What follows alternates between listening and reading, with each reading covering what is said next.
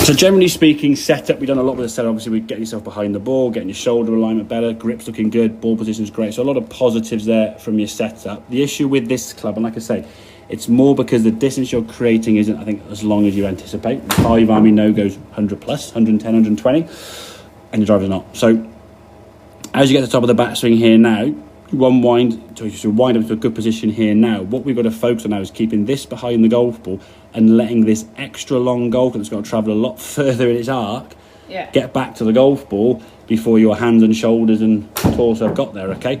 Because as you come back to the golf ball here now, the club's starting to unwind, okay? You start moving a little bit down towards the golf ball. So you already started moving this way, which again will de-loft the club.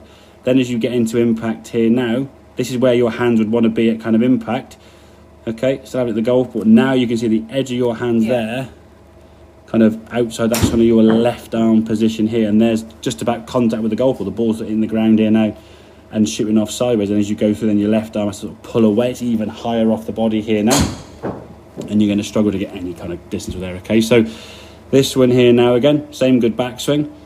Not so much drop down towards the golf ball. There's a little bit more at the end there, if truth be told. But if you come back into impact, there's impact. Now, if we look at the left thigh and where your hands are, they're just about inside that angle, yeah? In an ideal world, they'll be slightly back at that. You see the contact there is much more solid from the club face. As you then swing through into impact now, your arms are now elbows down a little bit. It's a little bit tucked up, if truth be told. But I'd rather see you doing that than the old cricket shot, okay?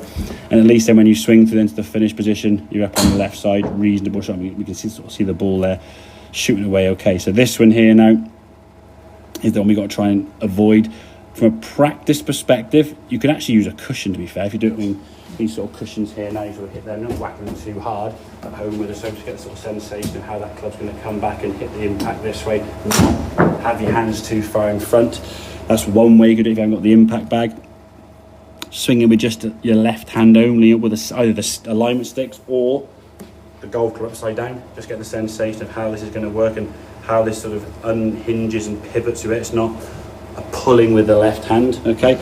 So just learning how your left arm, which is your weakest arm, I guess, you're right-handed as you said, this left arm doesn't really know yet what to do, so it's kind of just sort of doing its own thing, and the right arm's not really sort of helping because it's sort of hanging on to the golf club and sort of, they're just fighting each other, aren't they? Yeah, hence why the contact's going to be all over the place, okay? So if we can work on that impact position, get that left arm away from being pulled out this way and you catching the ball off the end. So when you get the one that goes really low or it shoots off to the side there, you play it squashing here, your left arm has gone from here and then back to impact, has pulled up this way and gone out this way, where you've gone like that, yeah?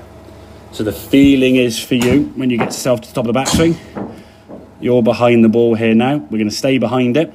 Let the body unwind as we're getting this kind of snap at the goal, but it's not kind of a big lunge with the torso, yeah? We're not trying to create power. If I said you move this table, you'd go, and you try and move it, yeah? If I said you swat a fly, you'd be there going, that way. You wouldn't go to try and hit it, yeah? So it's speed down here we're trying to produce, not power and effort from up here. Does that make sense, yeah? Yeah. Good. So as you come back to goal now, if we do that, the club can unwind and get a bit sort of like swishing with that club. This, as I say, is kind of acceptable because your hand is just about on the inside of your left thigh there, whereas this one you can see obviously the blurry hand's gone outside. Now you're going, it's only gone that much further. Well, you move the golf club that much further from setup, it's a big difference in where that golf is going to go, yeah. Okay, good stuff. Let's have a few more then with that driver so we can get that feeling then with the with that impact position, okay?